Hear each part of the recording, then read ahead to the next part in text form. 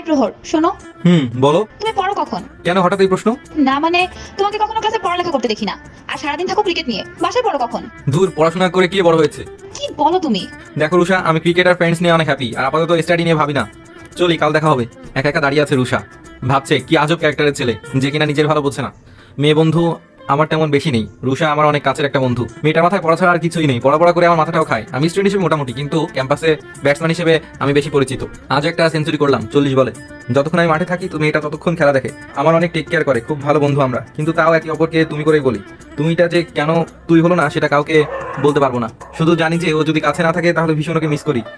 ভালোবাসি অনেক, কিন্তু রুষা সেটা জানে না, বলিনি কখনো, তাই হয়তো আজ ইচ্ছে করে কলেজে যায়নি। আলসেমি পেয়ে বসেছে কেমন যেন। রুষার ফোন আসলো হঠাৎ।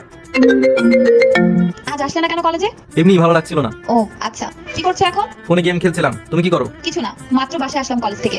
আচ্ছা রুষা, তোমার সেই অচেনা বালকের কি খবর?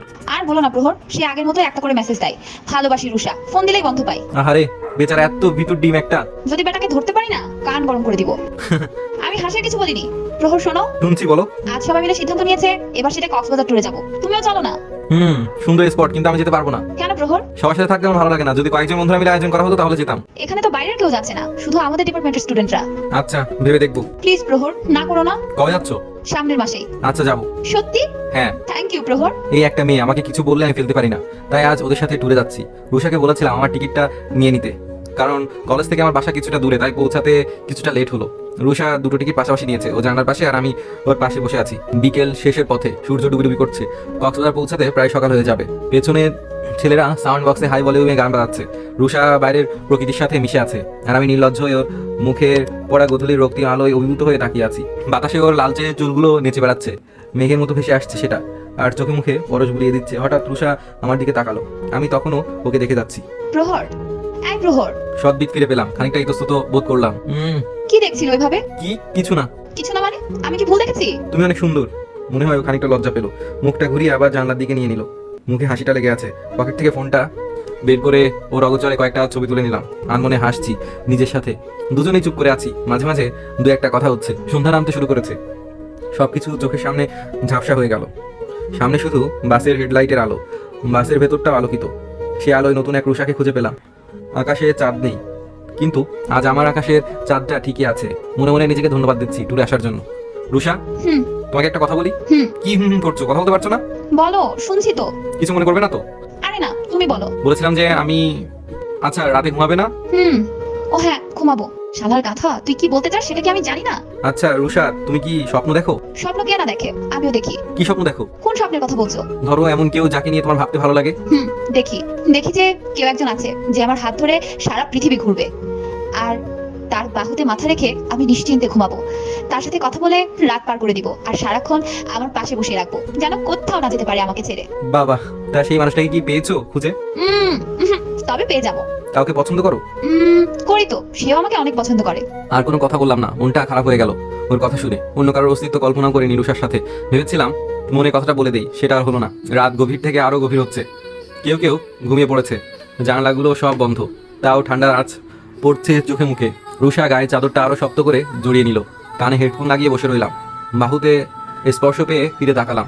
মেয়েটা ঘুমিয়ে পড়েছে, নিষ্পাপ, মুখটা জুড়ে রয়েছে রাজ্যের মায়া আর কোমলতা। চুলগুলো মুখের উপর ছড়িয়ে গেছে, আঙ্গুল দিয়ে সেগুলো কানের কাছে গুজে দিলাম।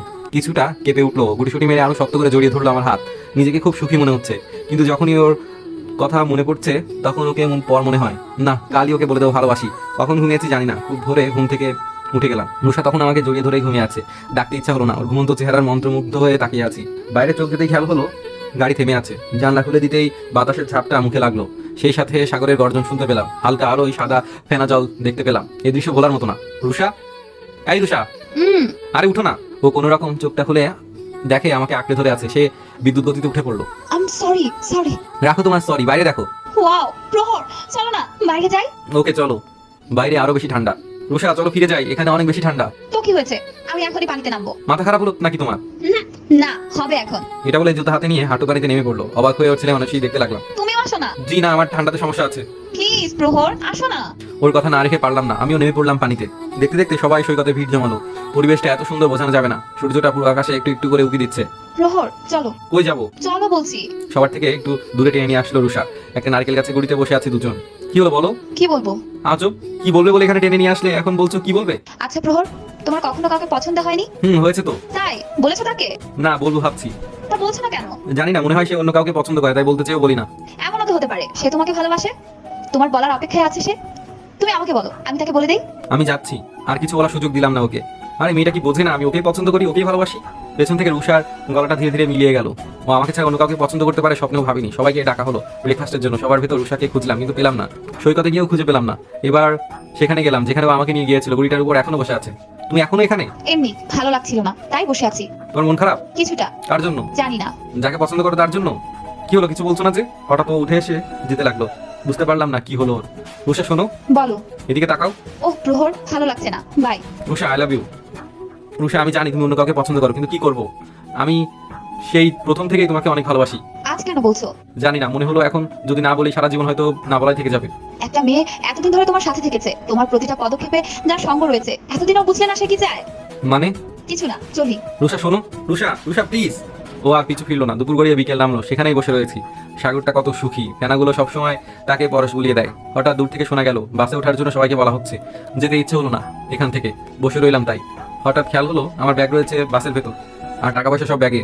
ব্যাগ ছাড়া আমি ফিরে যেতেও পারবো না, তাই ছুটে চললাম সেখানে। কিন্তু দেরি করে ফেলেছি, বাসটা ছেড়ে দিয়েছে। পকেট হাতরে ফোন বের করে দেখি সেটাও বন্ধ, চার্জার অভাবে। না আছে থাকার জায়গা, না আছে খাবার। শব্দ করে হাসতে ইচ্ছা করছে। ধীর পায়ে সৈকতে হেঁটে আসলাম। একটু দূরে একটা নারী মূর্তি দেখতে পেলাম, চেনা চেনা মনে হলো। এগিয়ে গেলাম। রুষা ঘুরে দাঁড়ালো। তুমিও কি বাস মিস করেছো? হ্যাঁ, মিস করেছি। কোনো প্রবলেম?